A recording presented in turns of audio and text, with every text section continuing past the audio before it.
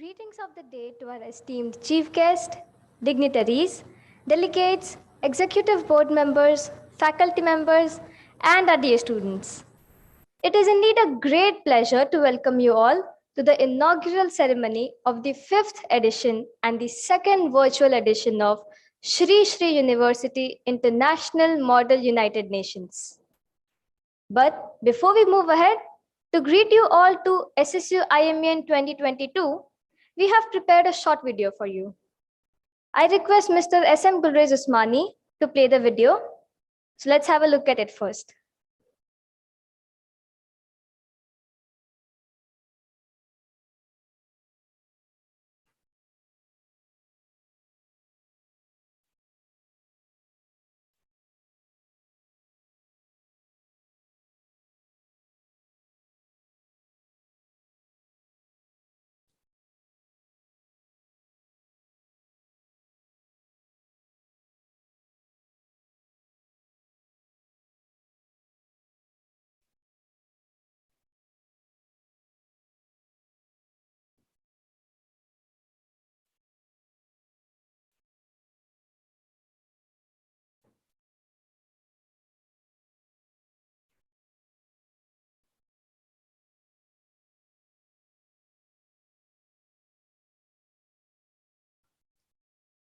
There seems to be some technical glitches.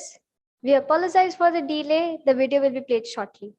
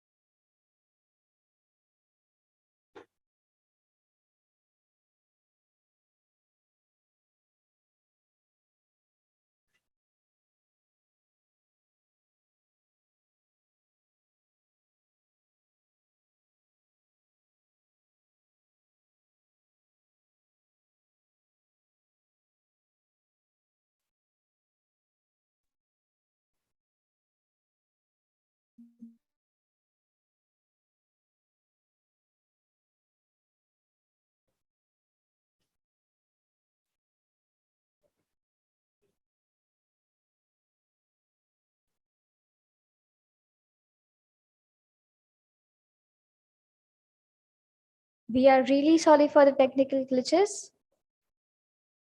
Taking the event forward, Shri Shri University International Model United Nations is a simulation of the United Nations hosted under the title of Shri Shri University.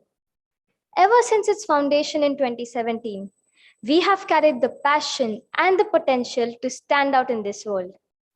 Shri Shri University International Model United Nations as a project aims at promoting the views and the values of the United Nations.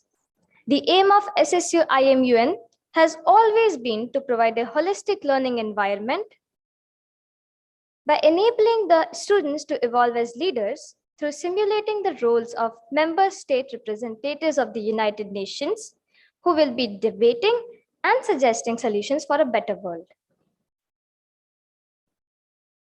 Now, according to the culture of our Shri Shri University, we always grace the occasion by chanting the Guru Puja. For this, we would like to invite Shri Pankaj Vidji, Deputy Director Operations, Shri Shri University, to perform the Guru Puja in his voice and grace this occasion.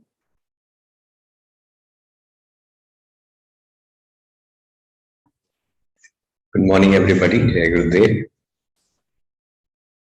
We can do Nadi Shrotan Pranayama, alternate nostril breathing.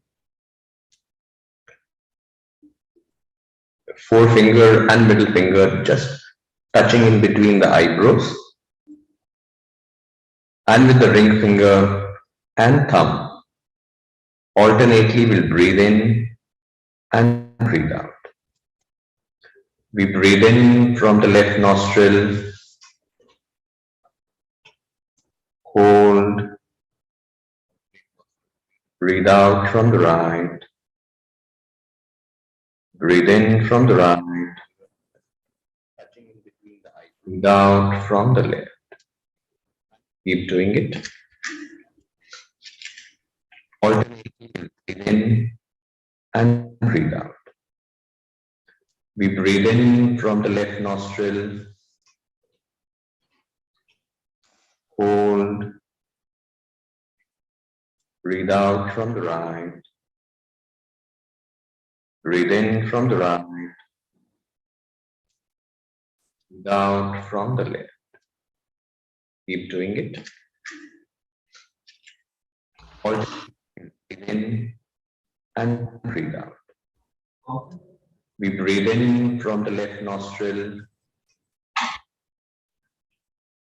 hold,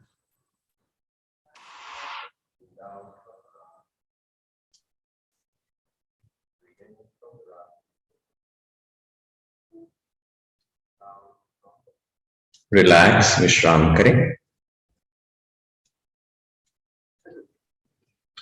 We'll chant the Guru Puja. We can keep our eyes closed, आंखें बंद करके बैठ सकते हैं.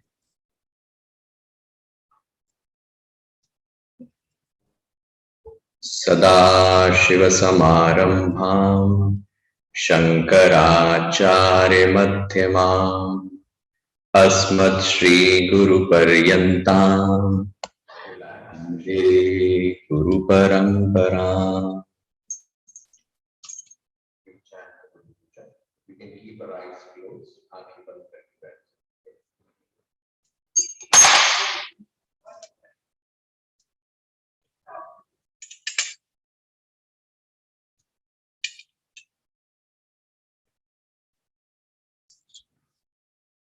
सदा शिव समारंभां शंकराचार्य मध्यमाम् अस्मत् श्री गुरु पर्यन्तां वंदे गुरु परंपराम्. अपवित्र पवित्रो वा सर्वावस्थान् गतोऽपि वा यस्मरेत् पुण्डरीकाक्षं सबाह्याभ्यन्तरशुचिः. आवाहनम्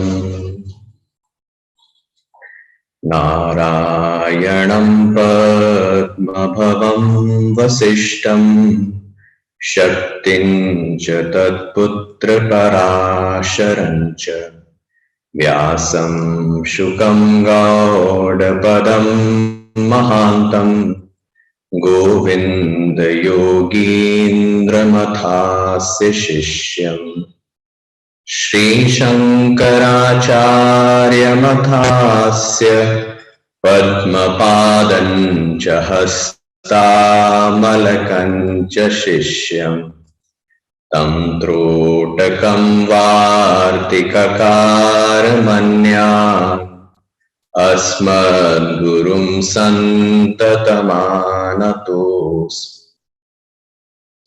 श्रुतिस्मृतिपुराणानाम् आलयं करुणालयं नमामि भगवत्पादं शङ्करं लोकशङ्करम्। शङ्करं शङ्कराचार्यं केशवं बादरायणं सूत्रभाष्यकृतौ वन्दे भगवन्तौ पुनः पुनः।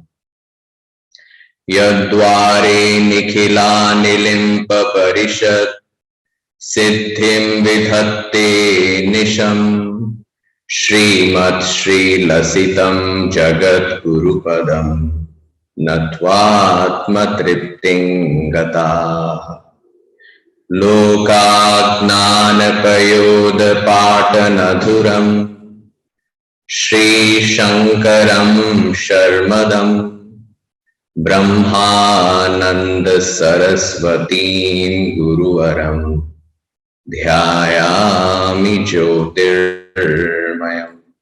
आवाहनं समर्पयामि श्री गुरुचरणकमलेभ्यो नमः। आसनं समर्पयामि श्री गुरुचरणकमलेभ्यो नमः। स्नानं समर्पयामि श्री गुरुचरणकमलेभ्यो नमः। वस्त्रं समर्पयामि श्री गुरुचरणकमलेभ्यो नमः। चन्दनं समर्पयामि श्री गुरुचरणकमलेभ्यो नमः। अक्षतान् समर्पयामि श्री गुरुचरणकमलेभ्यो नमः। पुष्पं समर्पयामि श्री गुरुचरणकमलेभ्यो नमः। धूपं समर्पयामि श्री गुरुचरणकमलेभ्यो नमः। दीपं समर्पयामि श्री गुरुचरणकमलेभ्यो नमः। आचमनीयं समर्पयामि श्री गुरुचरणकमलेभ्यो नमः। नैवेद्यं समर्पयामि श्री गुरुचरणकमलेभ्यो नमः। आचमनीयं समर्पयामि श्री गुरुचरणकमलेभ्यो नमः। ताम्बूलं समर्पयामि श्री गुरुचरणकमलेभ्यो नमः। श्रीफलं समर्पयामि श्री गुरुचरणकमलेभ्यो नमः।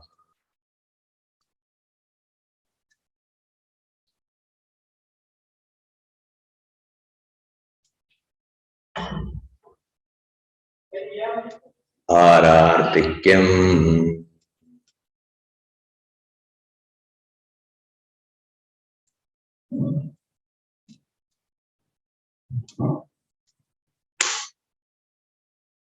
कर्पूरगौरं करुणावतारं संसारसारं भुजगेन्द्रहारं सदा वसन्तं हृदयारविन्दे भवं भवानी सहितं Namami.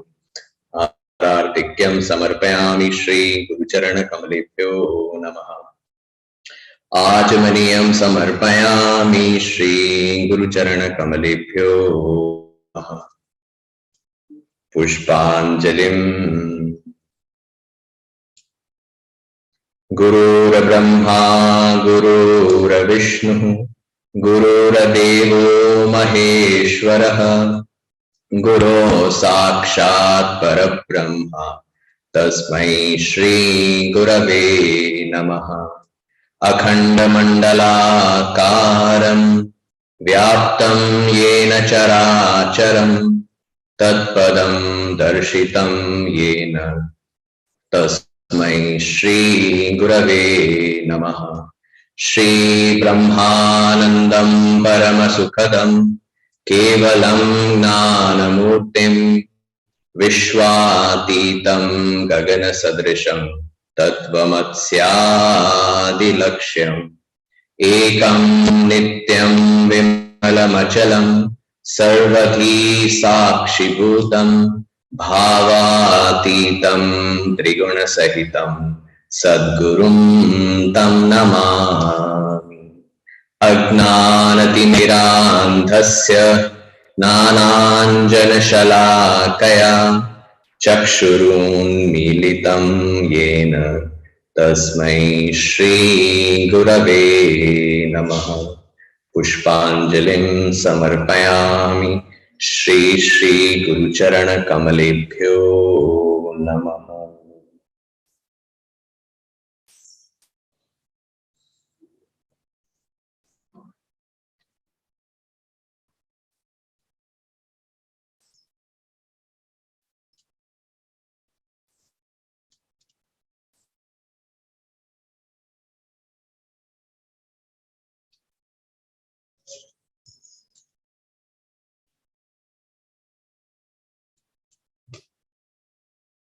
Jai Gurudev, thank you.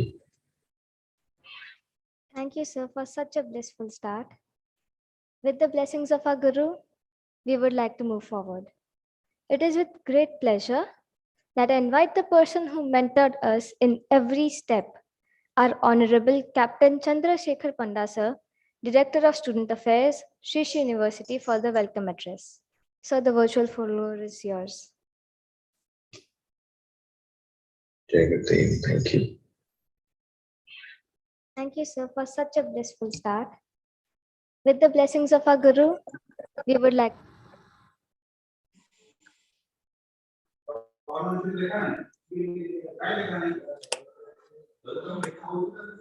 Good morning, everyone present here. Honorable Vice Chancellor, sir, faculties, deans, HODs, and dear student. The first edition of Sri Sri University Model United Nations commenced in 2018, which focused on bringing a platform for students where they can grow and develop themselves. Sri Sri University International Model United Nations aims at not only creating a perfect environment, simulation of UN, but also act as a force of molding students into global leaders. With the increase in commercialization, SSUIMUN tries to uphold its roots in creating a non-commercial MUN to retain the essence of what the United Nations works for.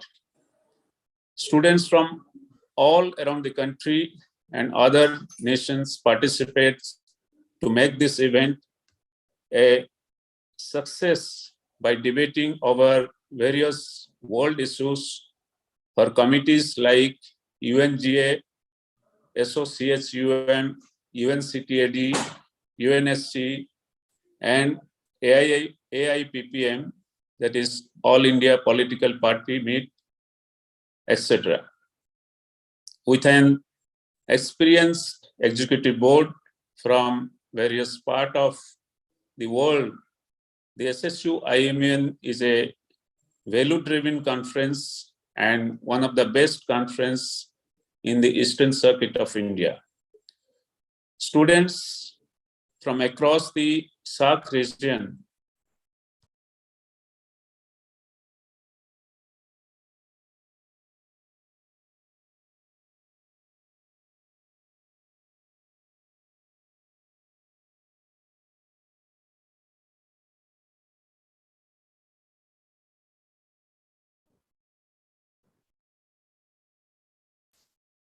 Thank you, sir, for welcoming our guests.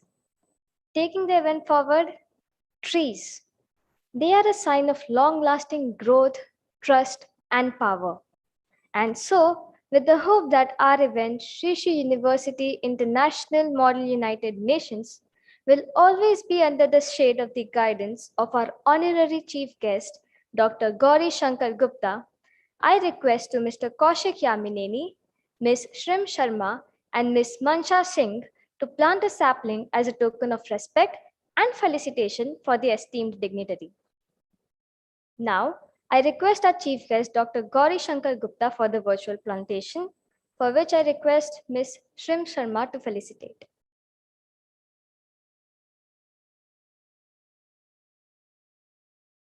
And the chief guest is not yet arrived, so it would be good to Thank do you so it. much. Hello, Next, can you hear me? I request Professor Ajay Kumar Singh for the virtual plantation. For this, I request Mr. Kaushik Yamineni to felicitate.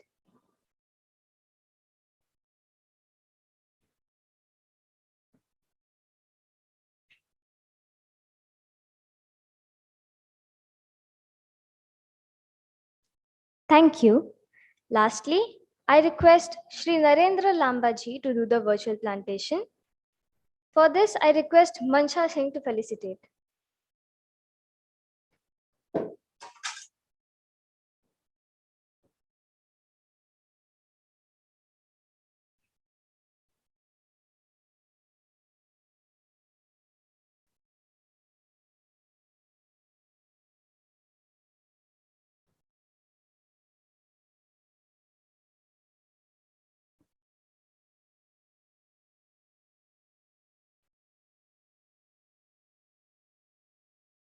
Thank you all for helping us to nurture the environment. Now, I consider it a great honor to welcome Professor Dr. Devi Prasad Sahu, Executive Registrar, Sri Sri University, to address the gathering.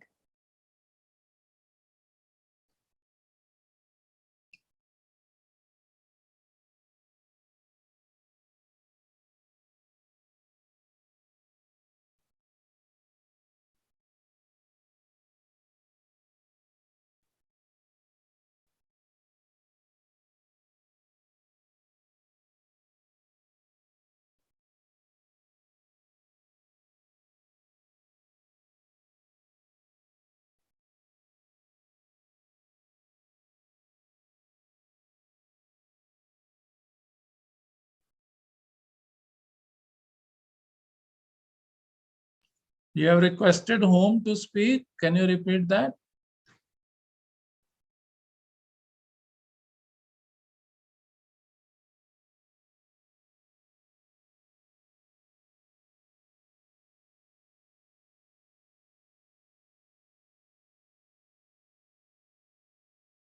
I would now like to invite the person who enlightened us at each and every footstep, our guide and our full-time support, Dr. Vijayalakshmi Mohanty Ma'am, Head of Public Relations, Sri Sri University, to speak a few words.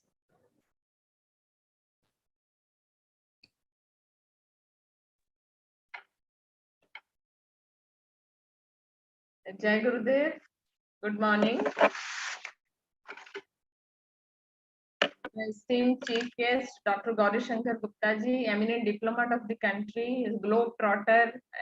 I'm so happy that we got a connect yesterday from Vice Chancellor sir, and he agreed to be part of the 5th edition of International Model United Nations. And respected Vice Chancellor sir, always energetic for any good cause, and encourages and plenty of time for everyone.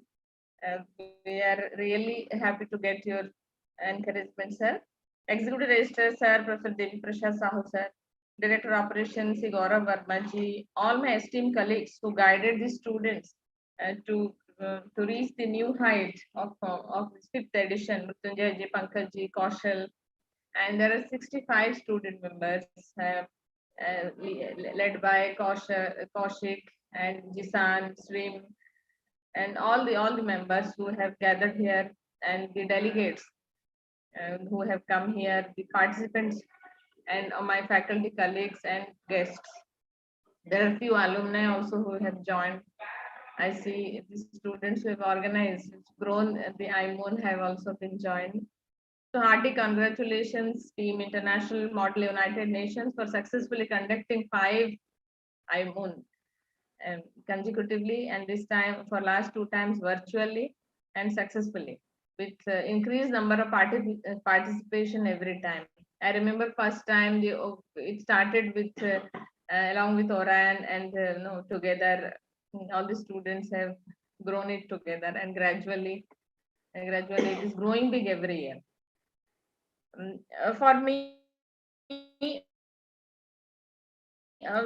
any sort of governance is of prime importance, and this is giving a lot of exposure to students regarding the global issues, how to represent, who to represent, regarding the geography, the diversity of the world.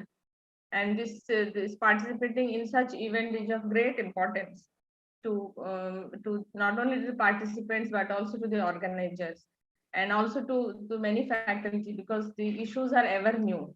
So we are also keeping abreast with the new developments in the world that is happening through you. And as I always told, this is a governance or understanding about the challenges and then what we need to contribute for this world is not a luxury. It is needed from any educated individual, and especially for someone who is taking education in higher education institution. So knowing about the local governance, the state government, the national government, the global governance issues is very, very important. And United Nations is one of the prime organizations, most important organizations of global governance, an organization which is synonymous to peace, care, restoration of brotherhood. Now we have 17 sustainable development goals we need to achieve in 15 years from 2015. Before 2015, we had Millennium Development Goal. Now we have Sustainable Development Goals. So there are 17 sustainable goals. We at SSU University is also doing a lot to achieve those goals and make this world a better place to live. And we are very, we have very good rankings when we are ranked on those parameters. SSU universities come up with very good rank. We have Times Higher Education ranking, UI Green Metrics ranking, wherein we are first in Orissa in UI Green Metric, and we have good scores in Times Higher Education ranking also, and this will grow. This shows our commitment for the mother nature. This shows the student and the faculty and the whole team SSU University's commitment to live in coexistence with the uh, with the nature, because nature is our extended arm. You cannot outgrow uh, nature, and there is no end to selfish motive. And we show the world that we peacefully exist and we seamlessly we coexist with nature. We practice no alcohol, no drug, no smoke in the campus, and we are also a fully vegetarian campus.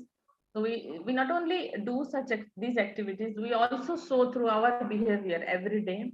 And and I think in future we will also standardize these things and institutionalize these values, so that more and more institutions come up with incorporating these values in their academic and institutions. So in that way, SSU University is a torch bearer. SSU University doesn't only produces professionals who are skilled in vocational skills, but also contribute in making them individual, in having a holistic development, that we call it holistic development. So congratulations once again, Team Orion, for such a wonderful event. I see a lot of participation. It is live in social media. and there is already more than 300 participation. Congratulations to each one of you to make this event such a grand event. And thanks for inviting me. I will always be approachable for whatever you need. You are doing such a wonderful work. Thank you very much. Jai Gurudev. Thank you so much, ma'am. We are ever privileged to you for your supervision and guidance at all times possible. Now, I would like to invite the person who has helped us and guided us in the most eloquent way possible. Dr. Mrityunjay Das, sir, Associate Dean VC Office, Shri Shri University, and Faculty Advisor, SSUIMUN, to speak a few words.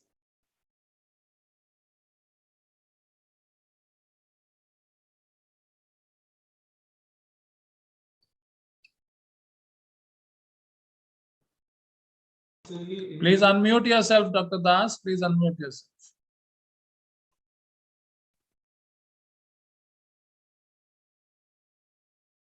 Am I audible, sir? No. Yes, yes. Now you are audible. Jai Gurudev, Namaste. Honorable Vice Chancellor, sir, distinguished guests, officiating registrar, Director Operations, Deans, delegates, my faculty colleagues, and dear students. A very good morning to all of you. At the outset, I am extremely thankful to all the distinguished guests for acceding to our request via Mr. Ost. I am hopeful and I'm sure the chief guest, eminent chief guest, must be joining soon. As you all know, the theme Drug and Crimes selected by SSUIMUN 5th edition is quite important and relevant. When you look at the increasing number of crimes drastically affecting the socio-economic fabric of the society. In this context, I would like to share some of the vital statistics that reflect how serious the problem is. According to Bureau of Justice report, United States of America, 21% of sentenced people in the state prisons and local jails are incarcerated for crimes committed to obtain drugs or money for drugs. Almost 40% of people locked up for property crimes and 14% of those incarcerated for violent crimes reported that they had committed their most serious offense for drug-related reasons. If these figures hold for the entire prison and jail population, that means over 473,000 people are behind bars for seeking drugs.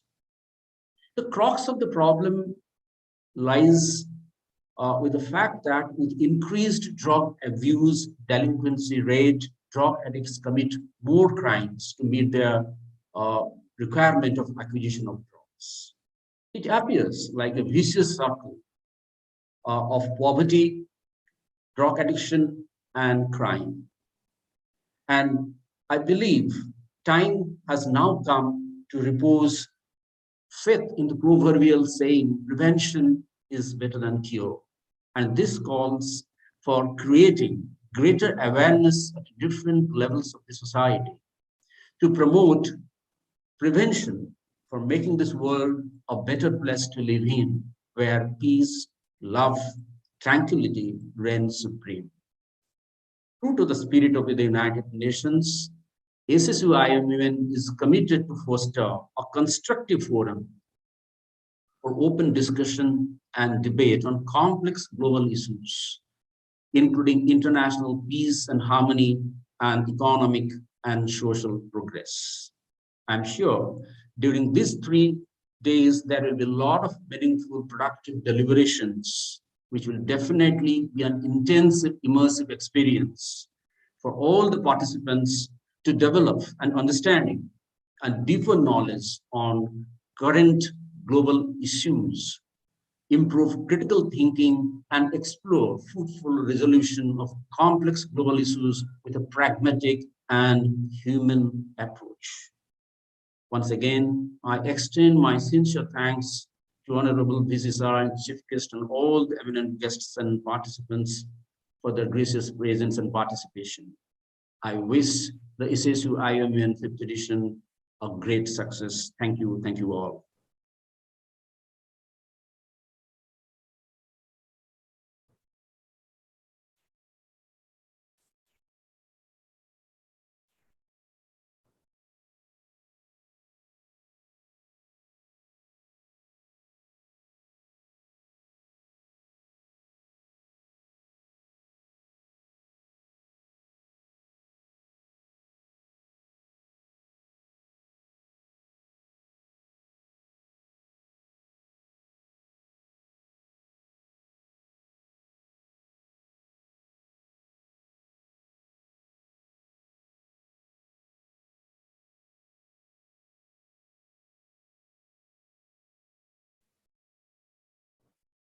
Ms. Kesher, can you proceed further? Yes, sir. Thank you so much, sir, for your words of wisdom. I'm sure it will help them and inspire them to prosper in their life. Moving forward, I consider it a great honor to welcome Professor Dr. Devi Prasad Sahu, Executive Registrar, Sri Sri University, to address the gathering. Thank you very much. I hope I'm audible to all of you. Yes, sir. Honorable VC sir, my colleagues, and the younger generation who are participating in this gathering today. It's really a privilege for me to address this session. At the outset, I would like to express that I'm really sorry because I was bit busy in another meeting, so I could not make out to reach you people on time.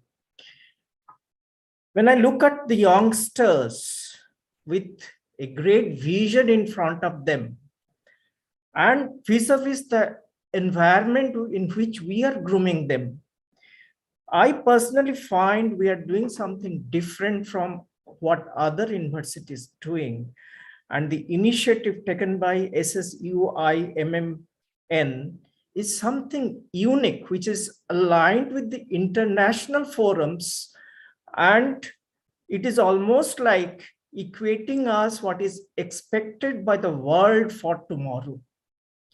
This, I had been thinking that maybe the initiative that the university has taken, the student group is taking, and all that is happening in the campus culturally, educationally, and conceptually is something different from what other universities are doing. So it's a great thing that our students are taking initiative in this sphere of activity. And I remember one such instances in my previous experience happening in one of the premier organizations, institutions, I would say, where they were benchmarking certain parameters that this we want to achieve. The students were benchmarking themselves. This is exactly what this group is doing now. So my wishes are there to this group that whether it is related to drugs, whether it is related to cultural, developing a unique culture which is internationally required, whether it is creating a world which is different from what others are thinking of, even not visualizing. What we are now have started visualizing is a unique step taken by our students. I wish you all success, and any cooperation needed from my side from time to time, I'll be there to even to guide you if needed. So thank you for calling me, and I wish this team SSUIMUN a bright success in future. Thank you very much.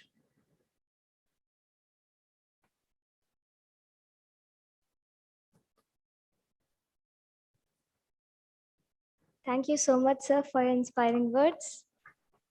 Moving forward, to make the best out of this conference, I request our ever-smiling Shri Narendra Lambaji, Director of Operations, Sri Sri University, to address the audience with his motivational words.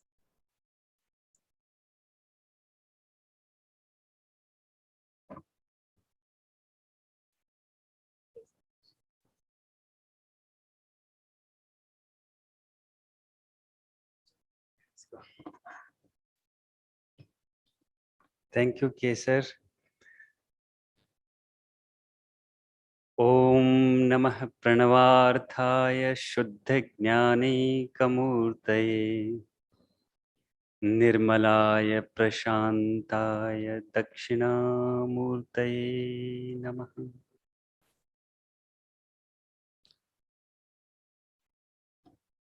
गुरुदेव के चरणों में मेरा प्रणाम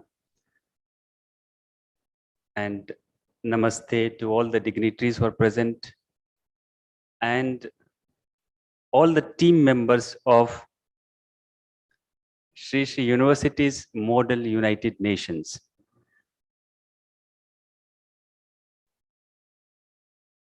अपने देश में, in our country, is a beautiful saying, धर्मो रक्षति रक्षितः.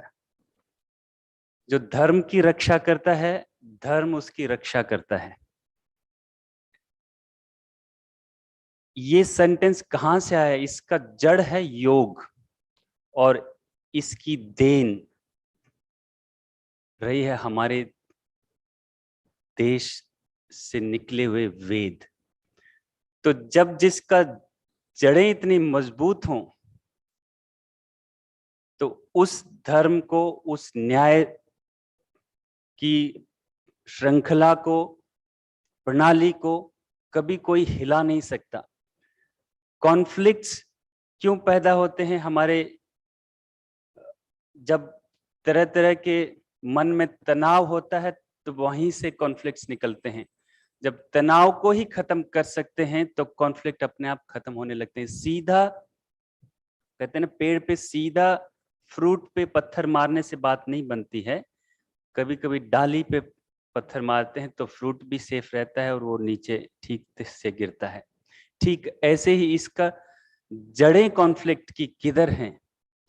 वो तनाव में है. ऐसा गुरुदेव ने पूरे संसार को बताया और उसके लिए टूल्स दी हैं हमें प्रैक्टिस करने के लिए.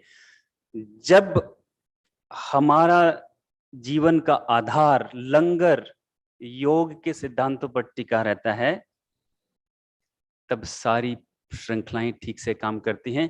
और मैं बताता हूं, जब उसके आधार पर जब आप बातें करते हो, जब कोई निर्णय लेते हो एज अ लीडर, वो सही मायने में करेक्ट निकलेंगे. इसी को इंट्यूटिव एबिलिटी बोलते हैं. ध्यान करने से इंट्यूशन बढ़ती है. ध्यान करने से तनाव से मुक्त होते हैं और जब तनाव मुक्त होते हैं तो अपने आप से जो भी कार्य हम करते हैं वो ठीक निकलता है. हमारे योग के सिद्धांत के जो अष्टांग है, यम और नियम, इन दो चीजों पर आपके जीवन का लंगर यदि टिका दिया. यम क्या है? अहिंसा, सत्य, अस्तेय, ब्रह्मचर्य और अपरिग्रह. और नियम क्या है? शौच, संतोष, तपस, स्वाध्याय, ईश्वर प्रणिधान.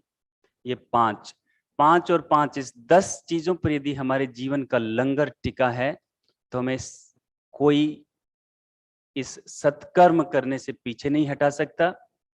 जीवन में खुशी रहती है, खुशहाली रहती है और दूसरों के काम आने की योग्यता हमारे अंदर आ जाती है. तो मैं इसको, मॉडल यूनाइटेड नेशंस ने सारे मॉडेस्टी के हिसाब से, मॉडर्न साइंस के हिसाब से सारे चीजों को अच्छे से उन्होंने रखा है, बट उसका आधार यही है, योग है. और उसके आधार पर यदि हम आगे बढ़ते हैं तो देखना, देश को भी अच्छे से चला सकते हैं, समाज को भी अच्छे से चला सकते हैं, अपने घर को भी अच्छे से चला सकते हैं और खुद को भी अच्छे से चला सकते हैं. और जब खुद को अच्छे से चलाना सीख गए ना तो देश अपने आप से अच्छा चलता है, किसी और के काम आ सकते हैं. So with these words, I congratulate the entire SSUIMUN team and they're doing wonderful work. Beautiful. This entire department started a couple of years ago, and for last 3-4 years I've been seeing them, watching them, and they're true role models. You know why? Because of their anchoring in these principles of yoga and Vedas. Thank you so much. Wish you all the best. Jai Gurudev.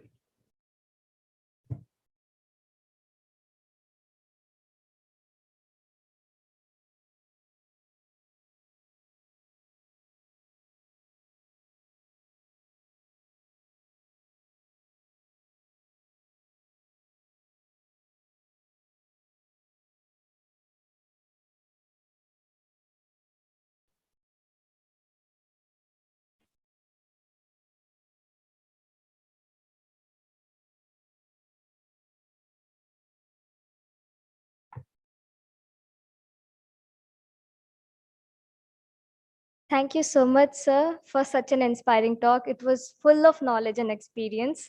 I'm sure that it will add value to the young generation. Next up, I would like to request the IT team of SSUIMUN to present to you guys with a welcome video.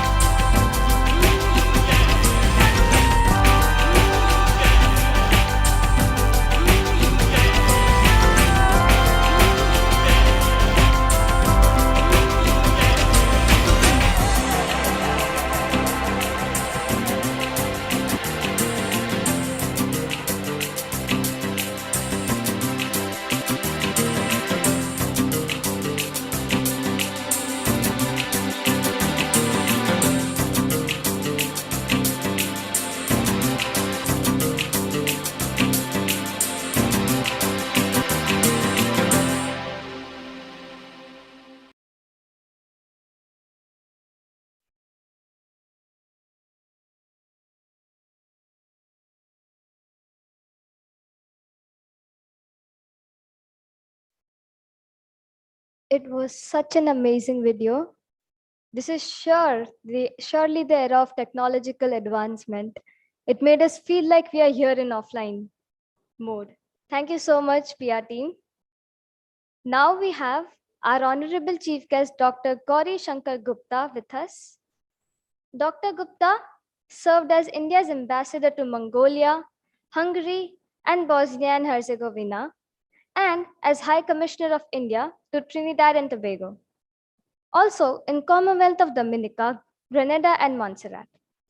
He served as India's Deputy Permanent Representative to UNESCO and India's diplomat and Deputy Chief of Mission in Belgium, Bangladesh, Bahrain, Mexico, and the Philippines. Dr. Gupta is a magnificent writer as well. His first book, Mongolia, the Land of Blue Skies, was published in 2007, and other books named Droplets and Chand Lamhe were a collection of his English and Hindi poetry, respectively. Dr. Gupta's fourth book, named Unraveling Mysteries of Life, Modern Science and Ancient Wisdom, was published in 2021. The book has received excellent reviews around the world and has been translated and published in Hungarian, Czech, Romanian, Hindi, Spanish, and Bhasha Indonesia, and the list is endless. So I take the privilege to request Dr. Gauri Shankar Gupta to address the gathering and motivate them by his experience.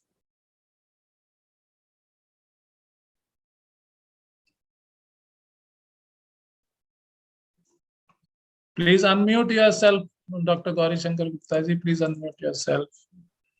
Okay. Welcome, welcome, namaste. First of all, thank you very much for your very So we can't generous hear you. Could you introduction. unmute yourself, please? I have done that. Yeah, हो गया, आ रही है, आवाज आ रही है. Yeah, please continue. Okay. First of all, I would like to thank you very much for very generous introduction. And I am particularly grateful to Dr. Ajay Singh, Professor Vijay Lakshmi Mohanty, and Sri Kisan Akhtar for inviting me to this very august gathering today on the occasion of inaugural session of International Model United Nations. I think we have to put this Model United Nations program in the context of Indian values.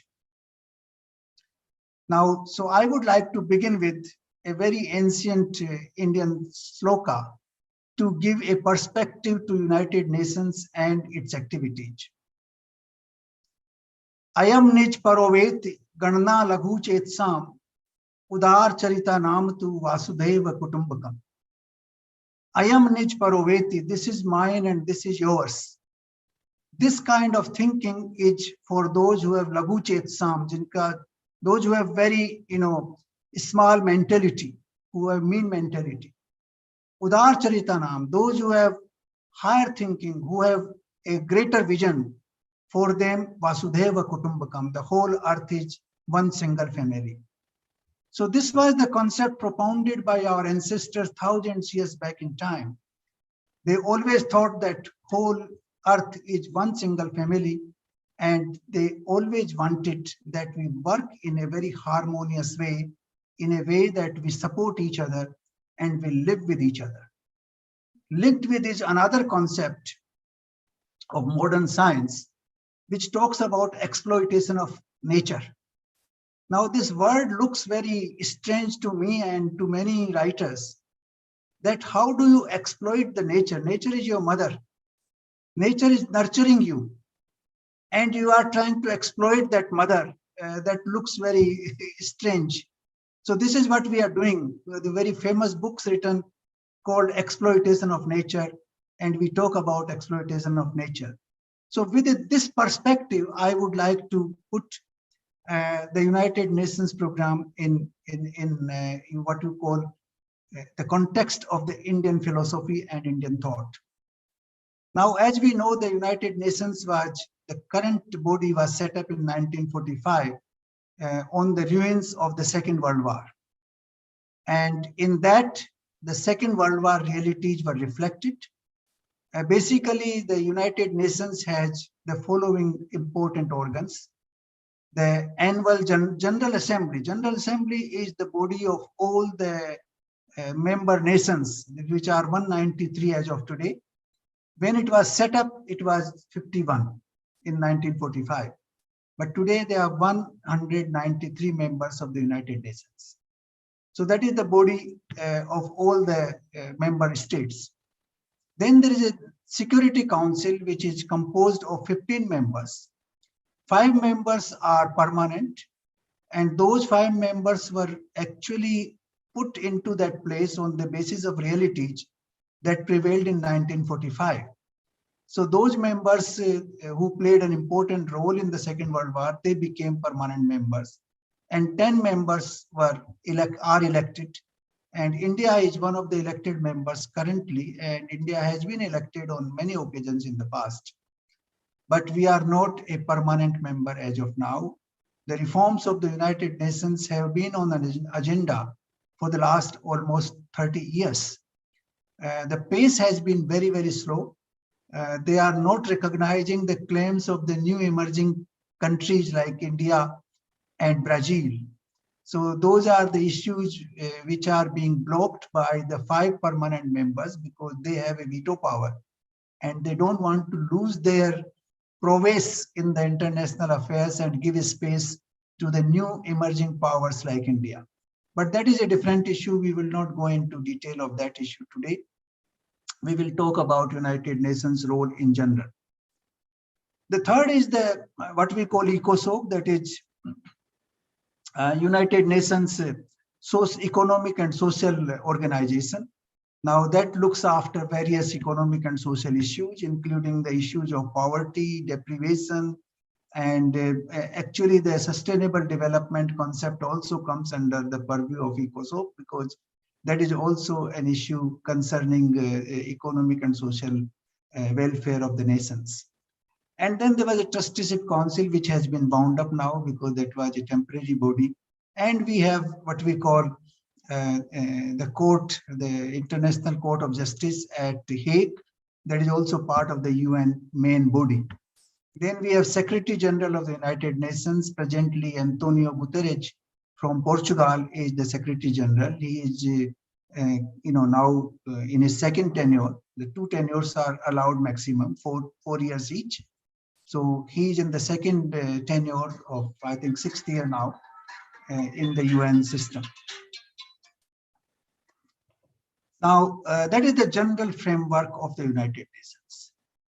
Now, the question is that what are the major activities? The major activities of UN, one of them is, of course, look after international peace and security. Now, UN has been successful partially, and I would say in a limited way, on various international issues. But it has not been able to prevent, what we call the important breaches in the international security and international relations. Those are still dominated by certain what you call individual nations, particularly the United States and now to some extent China, and of course earlier Soviet Union and now to some extent Russia. So these are some of the countries, but other nations have also played a role. United Nations has played very limited role. United Nations has sent what we call peacekeeping forces, but those are mainly to contain the internal uprisings in certain countries, mainly in African nations. Even today, the UN has about 7 or 8 international peace missions where international troops are located, but they are basically containing the local insurgencies against the ruling government or within the political system of a country or against the armed forces. So these are the major activities of the United Nations. Of course, United Nations has many other subsidiary organs. For example, we have WHO, that is also part of the UN system. We have the International Children's Organization, that is also part of the UN system. We have International Labour Organization. We have ITU, International Telecommunication System. So these are primary. There are many international bodies. The number would be about 15 to 20. They are within the system of the United Nations, but they are not part of the UN as such. Now, today's world is a globalized world. We know it very well. There was a time when we were confined to our small towns and cities where we lived. If I go back to my childhood, it was very limited exposure to the outside world, and we were primarily confined to the area where we lived in. But with the development of firstly communication and the aircrafts and railway systems, and then now we have internet, and we have instant communication around the world, including what we call internet-based communications, and also the media, the television, and also the social media. All those things have brought the entire international community into a single fold. Now, today, sitting in your drawing room on your laptop or even on your smartphone, you can access the entire world, what is happening where.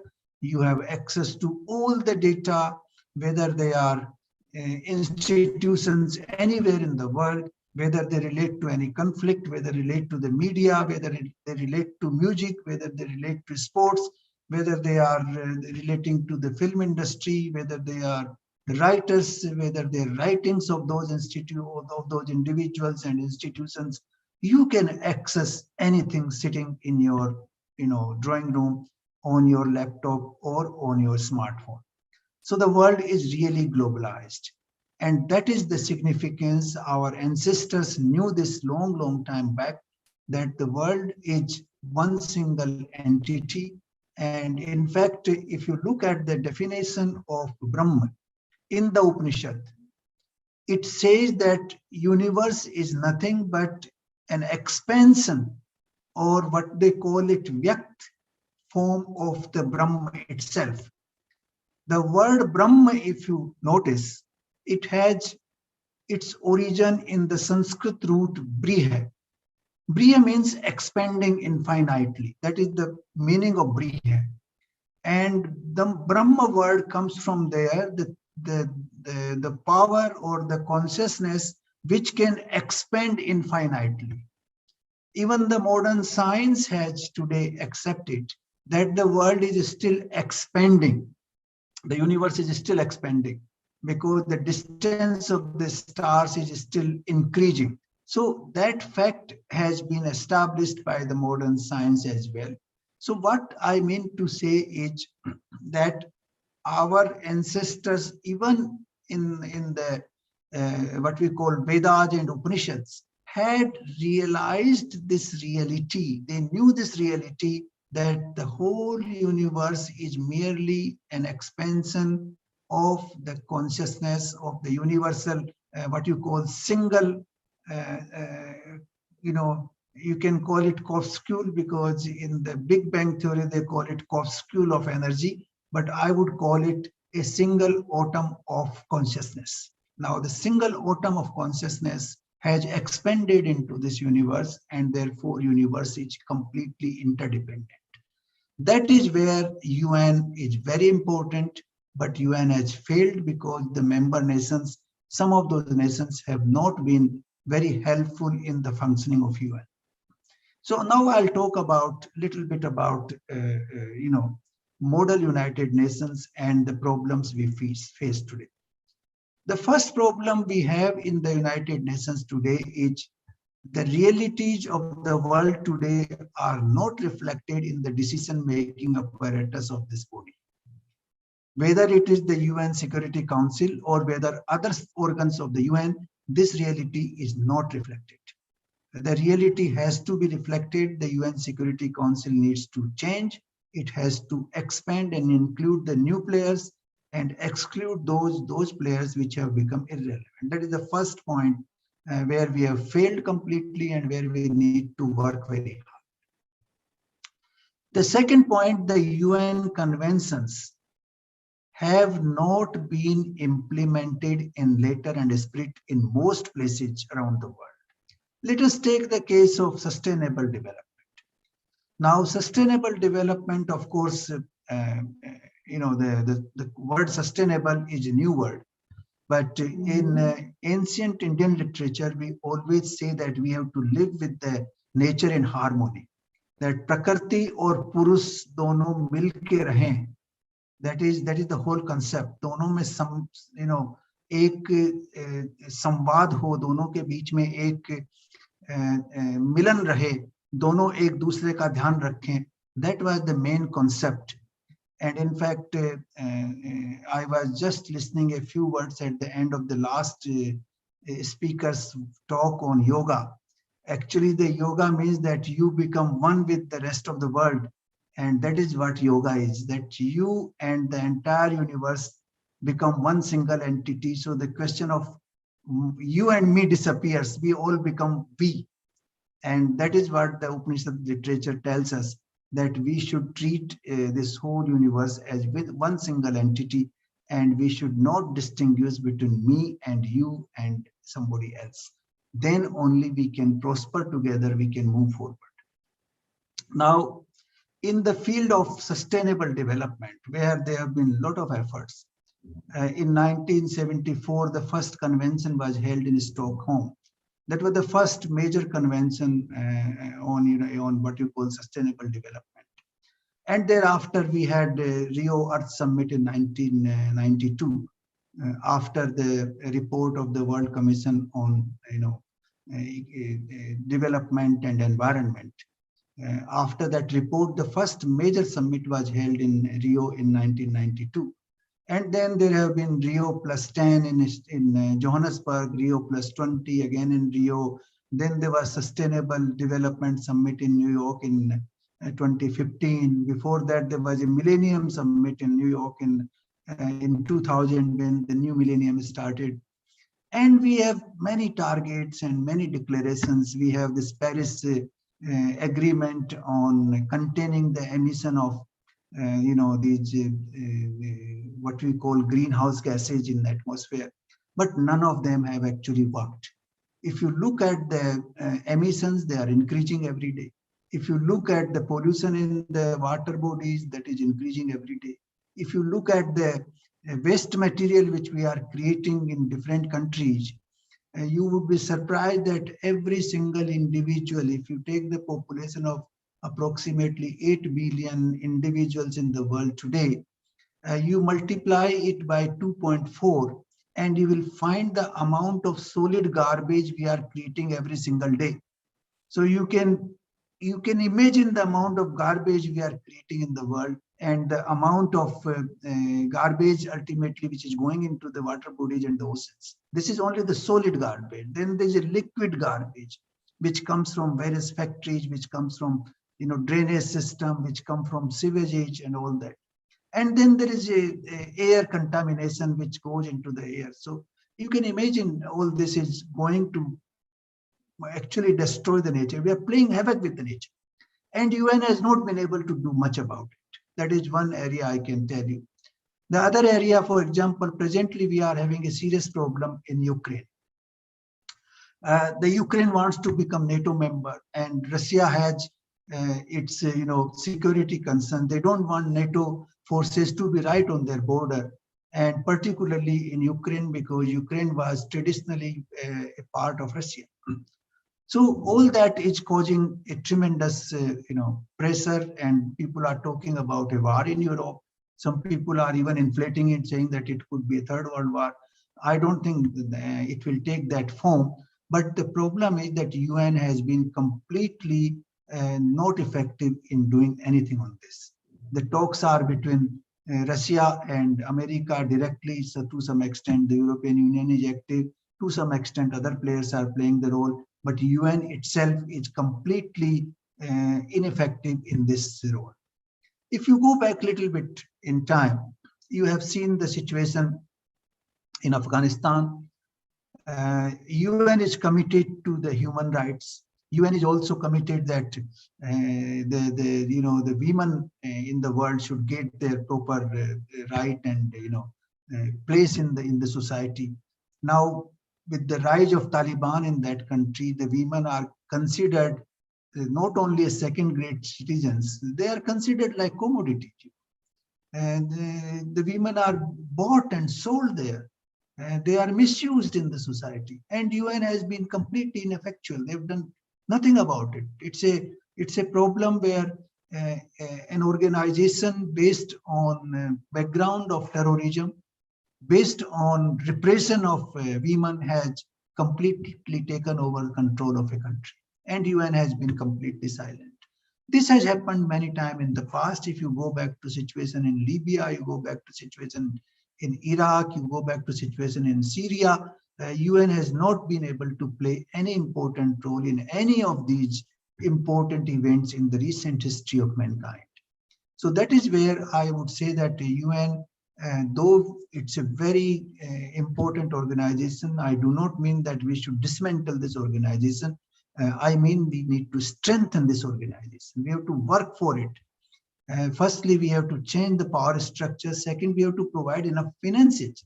Now, those countries which are contributing to the budget of the UN, they try to squeeze the United Nations. They use that money which they are using to fund the body to manipulate the entire policy mechanism in the United Nations. They want to have a say that who should be the next Secretary General, what should be the policies of the United Nations, what should be the pronouncements. So those are very sad things. That should not happen. We have to have a more or less an impartial mechanism at the UN, which is not impacted by the ideology and the money power of certain nations. I think that is where we need to act. I don't know whether we can play a very effective role in the near future, because I have been in UNESCO. I was deputy permanent representative. UNESCO is part of UN system, and it's a body which is not dealing with security related issues, but very what you call innocuous issues like education, science, culture. Even there we could not move properly. The issues which were there when I was deputy permanent representative in '97, the same issues are still there at the table at UNESCO. And then certain countries were trying to take away their contribution. At some stage, US says we will not fund. Other countries were not funding. They would fund only those programs which are favorable to them, but they call extra budgetary funding for a program. The program which suits, for example, Germany wants to fund a program which suits them in energy sector, they will fund that program. So that was the kind of selective approach used by different countries in the entire UN system. The UN is at the mercy of funding by different countries. So I think that should become impartial, irrespective of the ideological differences. That should become independent, but unfortunately it has not happened. So that is one factor. Even if you look at the peacekeeping operations, where UN has been somewhat successful, but those operations are confined more to the internal insurgencies of a country, internal political systems. These were not confined to the international borders, excepting in a very few occasions. So those were basically the domestic issues of a country rather than the international issues. Similarly, look at the laws, United Nations laws on the what we call unique laws that on the oceans, that we should keep the marine life safe. We should avoid pollution in the oceans. There are a lot of restrictions on the navigation, which are resulting into pollutions of oceans. But every single day you will find that the crude oil cargo broke onto the way, and then there was big pollution. Millions of the marine life species were affected, and they were destroyed. You see every day, every single day, this is happening. Then if you look at, for example, these, in the oceans, there are certain areas which are basically protecting the habitat in the oceans, because the oceans has much higher habitat than the earth has. If you go to the total number of species and the number of population of those species, the ocean's marine life is much more than what we have on the earth. On the earth, we have, say, 8 billion humans and then animals, but the life in the oceans is far greater. And also oceans constitute 2/3 of the total space of the Earth. And all those species, there are certain studies which have been conducted, which claim that at least 40% of species in the marine life have either disappeared or on the verge of disappearing. So this is what is happening to the laws which the United Nations has adopted on the oceans. We have seen human rights laws are not observed. Now let's go to the terrorism. Now terrorism is one big issue which is confronting us also in India, but also in different parts of the world. Now on that, a convention has been on the table for the last 25 years, maybe more. I think it was in mid-90s or early 90s, this convention, and it has not been adopted. They are not even able to agree to define what is terrorism. Even that word could not be defined. There's no agreement on that. So the progress on the United Nations front is very, very slow. I think as young students, as young minds, you should think out of box and find out how we can make this effective. I have seen young minds in various institutions in India. They have very profound thinking. Their knowledge and their intellect is fantastic. I have met large number of students, and that is why we are doing extremely well in, for example, in digital world, in IT sector. That is because your mind is fantastic. So you should think out of box and find a way how we can make UN more effective. I think some of you should take a paper, maybe a group of you join together and write a paper on the current functioning of UN and how to make it effective. So to make it really an effective model, I think India can contribute, and particularly the young people like you can contribute tremendously to that process. Now that is why this debate, which has been initiated in your university by Professor Ajay Kumar Singh, is fantastic. I know Professor Ajay Kumar Singh. He is a great thinker, and he has contributed enormously in a variety of fields, whether it's publication, whether it's a curriculum, whether it's conferences on variety of issues. So as the head of your institution, he can inspire you to do some work on how to make United Nations more effective. I would suggest that you prepare a paper on this, and that paper should be then sent to the United Nations General Assembly in September when they meet this year. You have 6-7 months time to prepare a paper. Then a group of your students should go to the university to present that paper, how to make it effective. I think that could be one of the ideas on this particular day when you are launching this program. Why not we think about it seriously? The whole veto system has to be somehow rectified to make it a collective decision making, where all the major powers have say in the process. It is not one country which can block everything else. That should not happen. There should be maybe the UN Security Council can be expanded to 20 or 30 membership, and all are either elected, or if there are some permanent members, they should be maybe totally without veto power. Everybody is without veto power in that sense. Maybe there are 6-7 permanent members and rest are elected, but everybody is without veto power.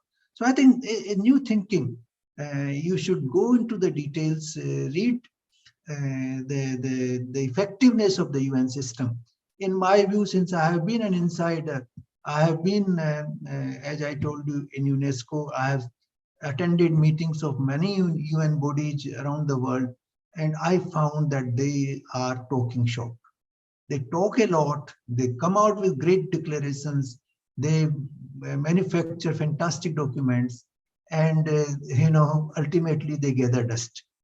And of course, all these conferences which are held in exotic places, so everybody has interest to go there. Some conference will be in Bali, and the next conference will be in Rio, and some would be in Glasgow and things like that. So the people who are interested in traveling and visiting new places, they would all like to go. That is not the purpose. The purpose is to come out with a fruitful dialogue, with a dialogue which is actually implemented on the ground. So I would suggest that in my assessment, you can play an important role in redesigning the UN. And UN needs redesigning, otherwise we will have more threats of terrorism, threats of war, threats of conflict in the world.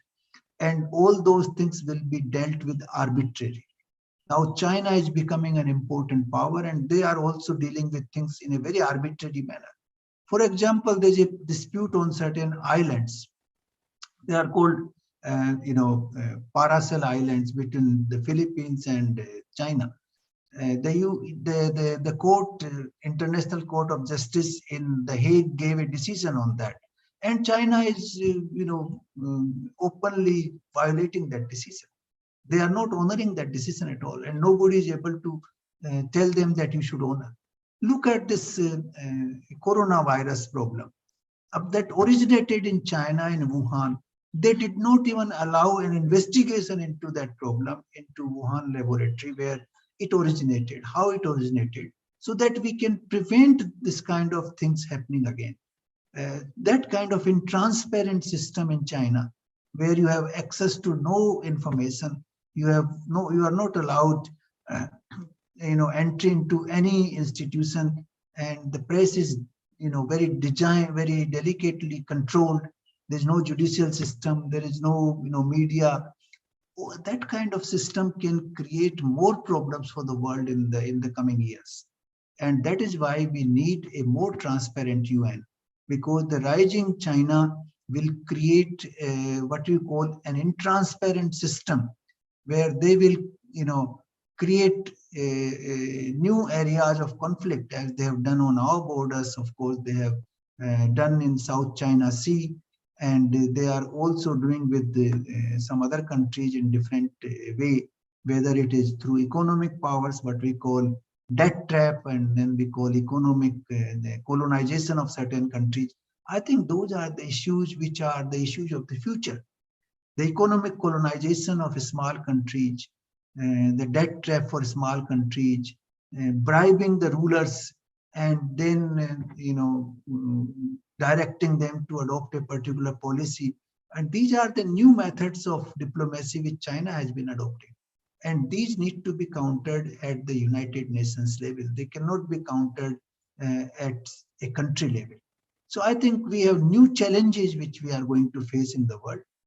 And the new challenges, I would put them in the following categories. One is of the environmental challenge, which I mentioned. We are going to face more and more problems, because in every field of environment, we are facing deterioration, whether it is air contamination, water contamination, whether it is soil contamination, or whether it is overall garbage generation in the world, and non-degradable waste, or including the digital waste. We are facing tremendous problem in that. That is one area which is very, very big challenge. The second is the challenge of terrorism, which off and on keep coming in the world in different forms. Certain countries are officially supporting terrorist organizations, and UN is just silent on that. That is another big challenge. The third challenge is the economic colonization. We have seen economic colonization when the East India Company came to India and colonized the country slowly in certain ways. The same thing is doing China today under what you call Belt and Road Initiative, BRI. They are providing these loans and basically trapping those small countries in such a way that they are unable to repay, and then they acquire control over their decision making as well as their geography, like they have done in Sri Lanka. They have done partially in Pakistan. They are doing in many other parts of the world. So that is the third challenge we have. Fourth challenge we have is the challenge of international trade. WTO is the body which is managing that trade, but there are many countries which are manipulating. They are dumping China particularly, but many other countries are also misusing that whole system. We need to have a fairer system for international economic and trade relations. So I think that is another big challenge we face. And of course, the last challenge, I would say, the challenge of massive poverty in the world. Today, if you go into the statistics, you will find that approximately 10% of the global population owns 90% of global resources, approximately. And there are certain MNCs, multinational corporations, which are larger than, one of them is larger than, say, 50 small countries put together. And they can control those, small countries in variety of ways. So the distribution of income is not fair. A large section of the society, 80% of the society, is deprived of the basic necessities of life, while the 20% are having trillions of dollars at their disposal. I think that incongruity, or that what we call in economics the distributive injustice, has to be addressed. So I think I would put the challenges into these 5-6 categories, apart from the peace and international security, which is of course one of the major areas of the UN. So you can say 6 areas which are very, very important areas where we should analyze UN, we should see the failures, and we should actually try to contribute a very, what you call, profound research-based paper. And we send it to Antonio Guterres, and we send a delegation there to present that paper to the UN. And I think we should work on that.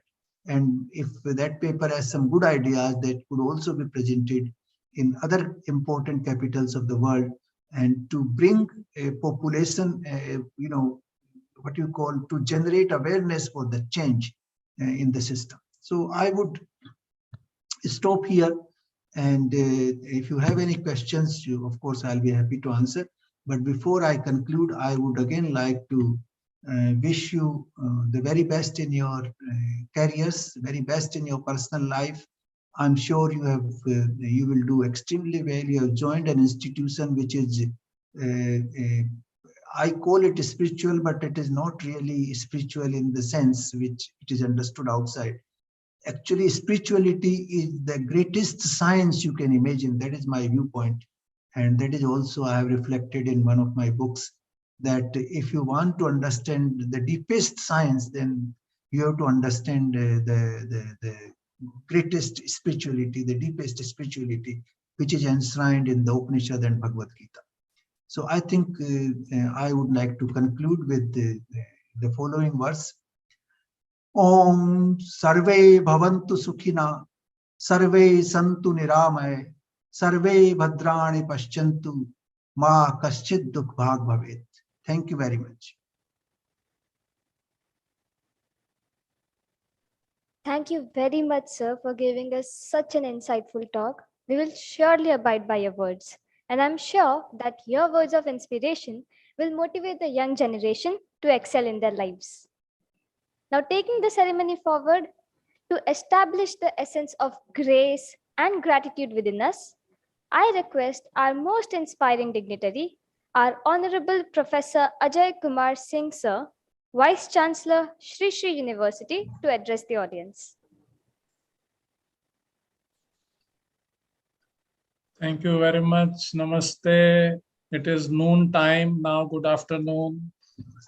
And to all of you, Honorable Chief Guest of the inaugural session, Dr. Gauri Shankar Gupta ji, who gave an elongated speech today, from the entire spectrum of United Nations at the broader level, the composition, the challenges, the permanent membership status, which is topping the fair functioning of the United Nations, and inspired you all to not only organize such kind of events, but also to develop a paper and go and present it in the United Nations. So he has actually brought you to the next level by his inspirational speech today. No other person would have been a better person than Dr. Gauri Shankar Gupta ji to be the chief guest of the inaugural session today. So please give him a big round of virtual applause by each one of you for the excellent speech that he has given today, the most appropriate and inspiring speech for this particular session, inaugural session of the program that you are organizing today, SSUIMUN 5.0, the fifth edition of this. My other colleagues in the university, Sri Narendra Lambaji, Director Operations, whom you heard, Sri Gaurav Verma ji, the incoming Director Operations, the Executive Registrar, Professor D.P. Sahu ji, Captain Chandrasekhar Panda ji, Director Student Affairs, Mr. Pankaj Vij, Deputy Director Operations, Dr. Mrityunjay Das ji, Faculty in charge for IMUN, Dr. Vijay Lakshmi Mohanty ji, Head Public Relations and Social Outreach, Mr. Kaushal Borisagar, Faculty Mentor, Sir Kaushik Yamini, President, SSUIMUN 2022, SK Jishan Akhtar, Secretary General, SSUIMUN 2022, other esteemed members of the team, board members, participants, and guests. I was listening from the very beginning, and it was an amazing experience for me.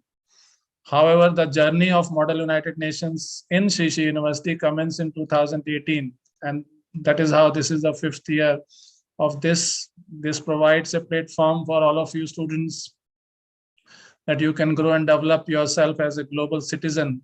Honorable Chief Guest mentioned about Vasudev Kutumbakam, which is our ancient thought. He mentioned a lot about the scriptures and Gita and all other things. And it is our responsibility to consider what wisdom is there available with us, the wisdom of the East, as we say. Gupta ji, we have the best of the East and the best of the West as the slogan for us, with the motto for us. And this International United Nations is one such step to provide a simulated environment which acts as an enabler to transform the students into global leaders. We also have in our logo below that, learn, lead, and serve. So this is a learning platform. This is a platform where they can sharpen their skills. They can energize themselves by listening to people like you, Dr. Gauri Shankar Gupta ji, and then practice it, lead and then serve the community at large, the society at large, the world as a whole. With the increase in commercialization, SSUIMUN tries to uphold its roots in creating a non-commercial MUN to retain the essence of what the United Nations works for which I congratulate the students of Sri Sri University. Students from all around the country and other nations join us for these events, and it has become easy in the online mode. Offline also, you heard some speakers in the offline mode. So it's like a blended event now, which is the new normal after or during this pandemic time. And there are so many aspects of United Nations, broader 6 buckets that our Honorable Chief Guest mentioned about. And out of that, all of them actually are important, but there are challenges, as has been mentioned, also in terms of environment and others. He also mentioned about Sustainable Development Goals of the United Nations 2030. You would be happy to know, Dr. Gupta, that Sri Sri University has been ranked by Times Higher Education World University Impact Rankings on Sustainable Development Goals 2021 in the band of 801 to 1000, based on all 17 SDGs. And in the top 4 individual SDGs, Sri Sri University was ranked in the band of 201 to 300 for SDG 2, Zero Hunger, and SDG 15, Life on Land, and was ranked in the band of 301 to 400 for SDG 14, Life Below Water, and SDG 12, Responsible Consumption and Production. As per UI Green Metric Award, Sri Sri University has been ranked first in Odisha, consecutively for the 2nd time, 6th in India, and 248th in the world. This is World University ranking, which is a quantum jump from 2020's ranking, which was 7th in India and 304th in the world. So we are doing a lot of effort in terms of environment, one of the challenges that you mentioned. And we have taken a pledge also that by 2030, we would become zero net carbon emission campus. And we are moving towards solar lights and all that also in the new areas that we are developing now. So we are making concerted efforts on sustainable development goals in the university. You'd be happy to know that we have 75 varieties of birds in the campus. We have 24 varieties of butterflies in the campus. So, so the nature of what you were saying, that yoga is becoming one with your own self and with the nature, with the world at large. So this is what we are living in 188-acre campus of Sri Sri University and enjoying the nature here. And every student of Sri Sri University, every employee of Sri Sri University, what you were talking about spirituality, so they are given induction program wherein Sudarshan Kriya of Art of Living, how to meditate, how to do pranayam and all that. So all those are part of the DNA of Sri Sri University, and every soul on the campus is undergoing those processes on a daily basis. I myself am practicing Sudarshan Kriya from 2006 onwards, the day I learned for the first time, and yogasanas and other things I have been doing from 1983-84. So it is something which is to be practiced on a daily basis. Ashtanga Yoga, as we say, there should be harmony between what you are and what you say and what you do. If there is perfect alignment between all these aspects, then you are actually holistically developed and nothing more needs to be done. Whatever you will do would be the best. Sadhana, seva, satsang, as we say, this is the sadhana part of it. Whatever comes out with you would be seva for you.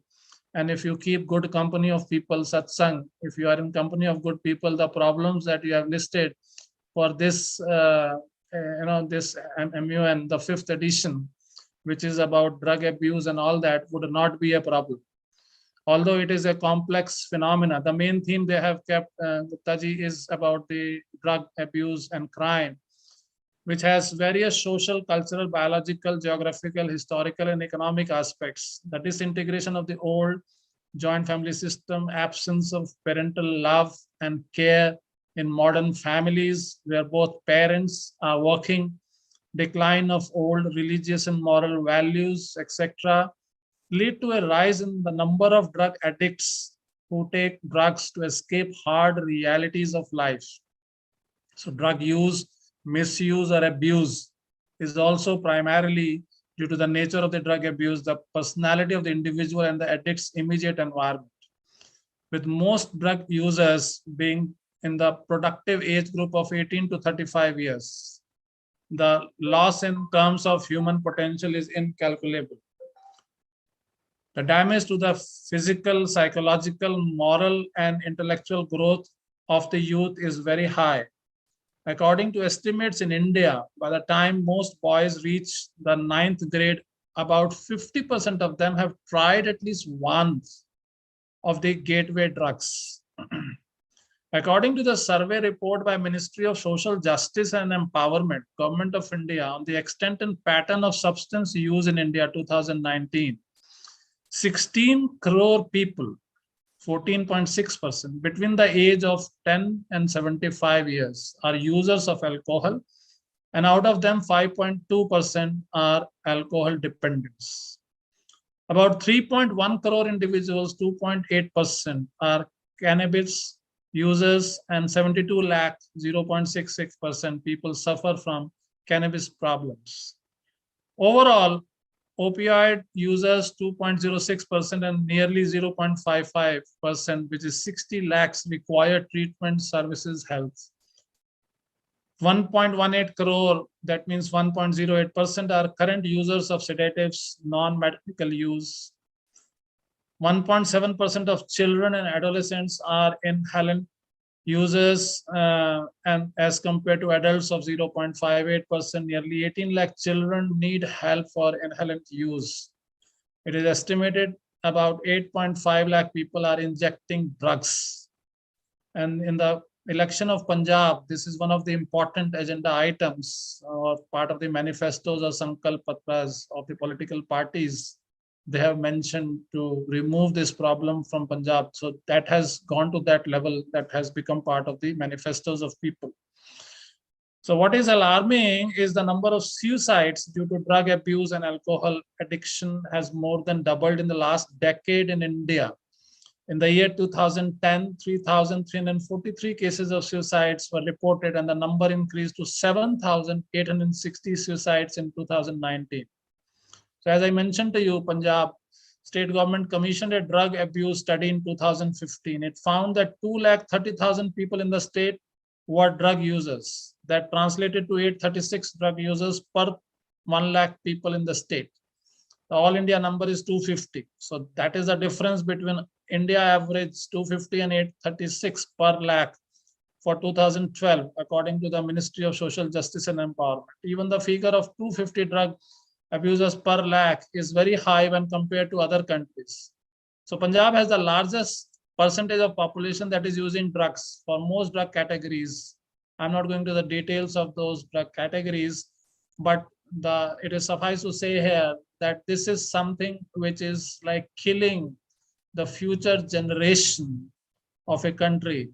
And I'm very glad to know that the students have taken up this issue, because it is the youth only which can transform those people who are, victim of this, and to convert them from victim to the master of situation. You people need to lead that, because unless you take the lead, it is not going to be successful.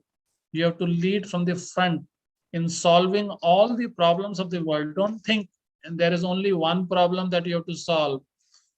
You have to solve all the problems. That's why Dr. Gauri Shankar Gupta ji mentioned about the permanent status of 5 members and what problems it, so you suggest advocacy is one aspect which needs to be taken care of. So there can be different groups in IMUN. Again, you have already been involved in sustainable development goals in a big way. You have a calendar of events for the entire year, what you have done in the previous year, what you want to do in the next year. So that's a good way of putting your commitment towards solving the problems of the world in terms of SDGs. But what is the call that our chief guest has given today is about not only thinking what you can do as an individual, but you can also tell the United Nations that this is what is not right. And we as the youth of the world wants to wake you up, shake you up with these new thoughts. That is the power of education. And that is how you need to change yourself, transform yourself. There is one organization I'm associated with. They say there is an Earth Charter. The Constitution of the United Nations, they say, is faulty. So that is why it is weak, as was mentioned by Dr. Gauri Shankar Gupta ji. They are not able to be fully successful. Their success rate is not very high in solving the problems of conflict and all other things. You must be hearing all that in the news.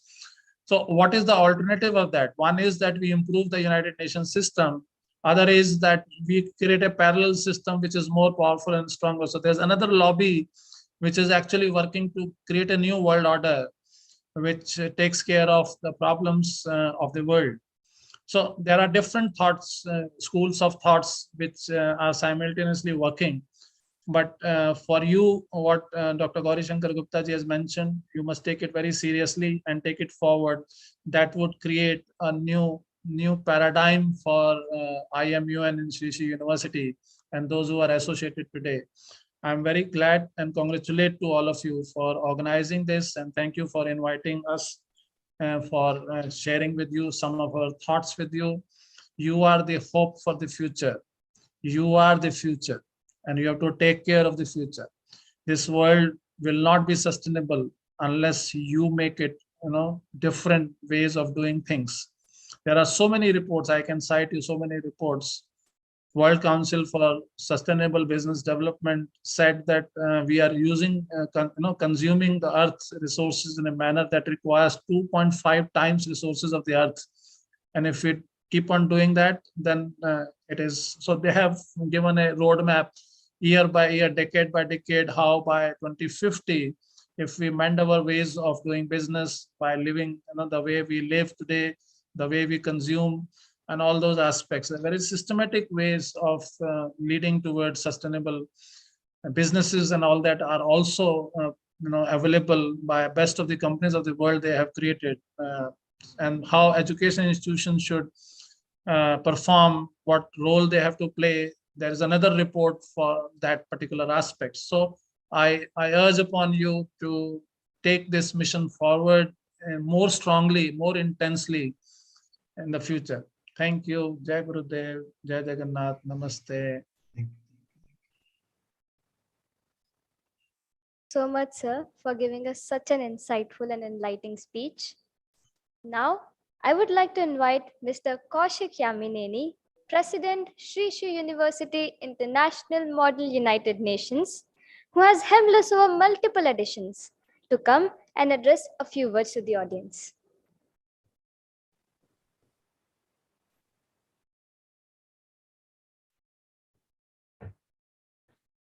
Distinguished dignitaries, delegates, and guests, let me offer you a special welcome and say what a tremendous honor it is for us to host the Sri Sri University's 5th Model United Nations Conference.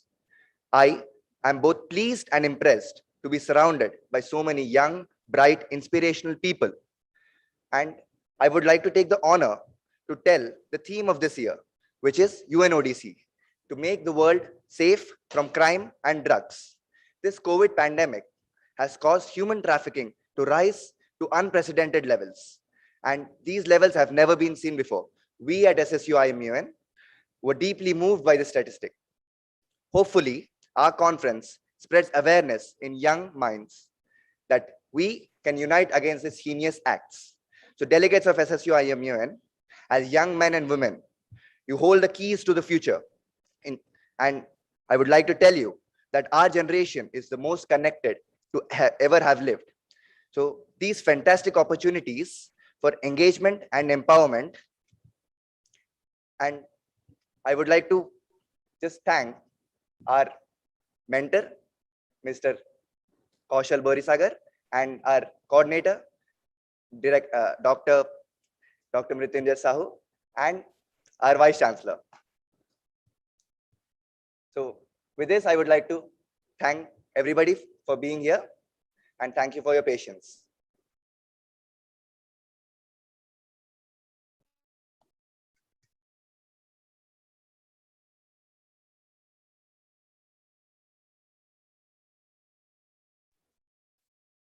Thank you, Mr. Kaushik. Thank you, Mr. Kaushik, for cheering on the young diplomats. Now, I would like to take this privilege to request Mr. S.K. Jishan Akhtar, Secretary General, Sri Sri University International Model United Nations 2022, to ignite the energy of all our delegates and chair members and declare the conference open.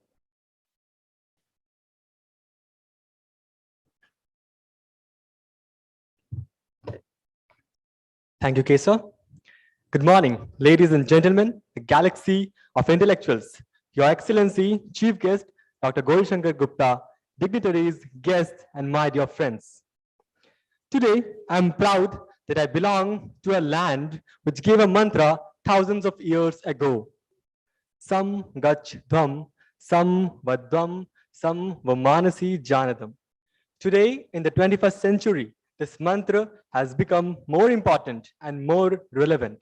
Sam gachdam, that is, let us move together. Sam vadam, that is, let us all interact together. And sam vamanasi janatam, that is, everyone's mind should also be one. As a part of Sri Sri University, I owe my gratitude to all the dignitaries, faculty mentor, faculty advisor, and all the ones who have been a wall against all odds. At last, I, Sheikh Jishan Akhtar, the Secretary General of Sri Sri University International Model United Nations 2022, declare the conference open. Thank you.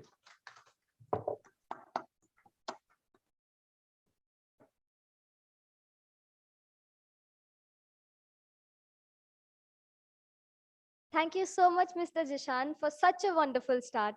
I am sure that the event is going to be just as wonderful. Now, this brings us to the end of the inauguration ceremony of Sri Sri University International Model United Nations 2022, a humble effort to overcome the shackles of the pandemic. Now, I request our faculty member, Mr. Kaushal Borisagar, sir, to deliver the vote of thanks.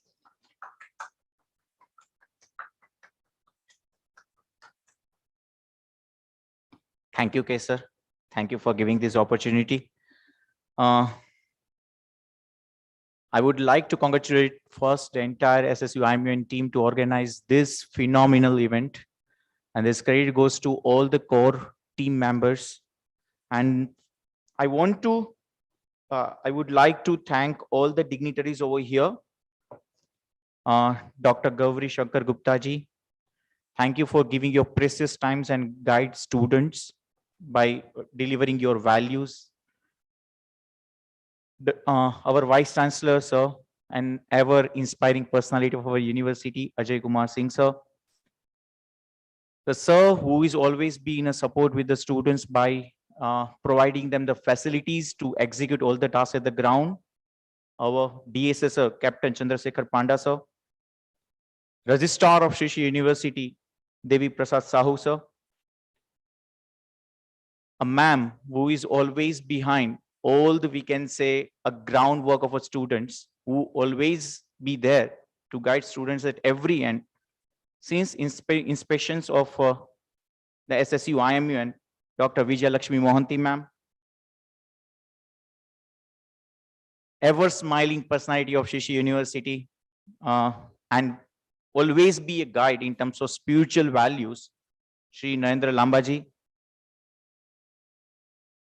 The person who is always be there in terms of when students wants any kind of guidance in terms of how to execute the task, Pankaj Vit sir, and the sir who is always be there for the students if they need any faculties, if any faculties help or requirements, the person who is always be on task, yes, Dr. Mrutyunjay Das sir. I welcome all the dignitaries over here, all the participate, and I want to wish you a best of luck. Let's hope that you will make great in this event and you will come out as a one personality at the end of this event. Thank you, everyone. Jai Gurudev.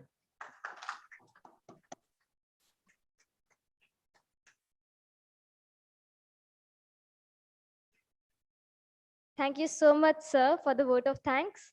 Now I would like to request all our participants and our dignitaries to switch their cameras on so that we could take a screenshot of this inauguration ceremony to keep it with us in our memories.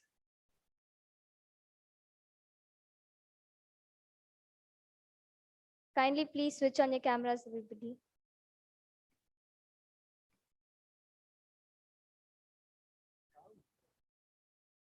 And I request all the members who are present here offline to come on the stage so that we could take a picture.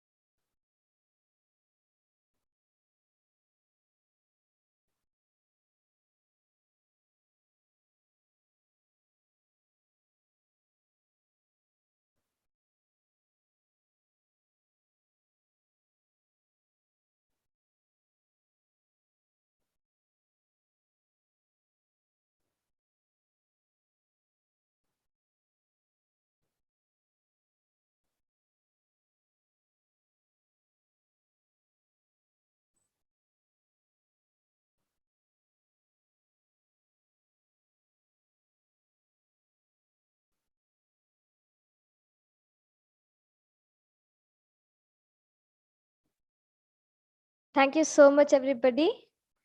Now, our team would like to give you the experience of entering into the offline world of SSUIMUN. So, delegates, let us see a realistic view of your respective committee rooms entrances.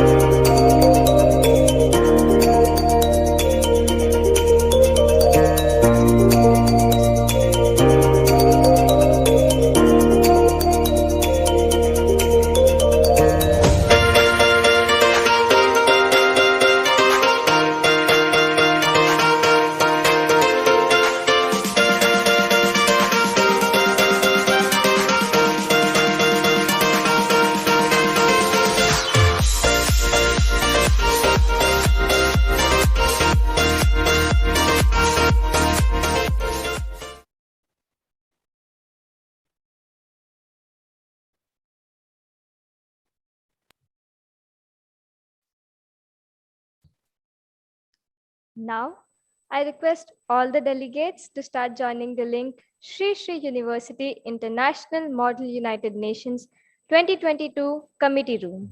The registration link is available in the chat box, and kindly do the registration first.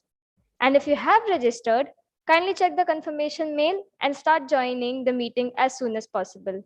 This was your host, Kesadoshi. Have a nice day MUNing ahead. Thank you. Thank you.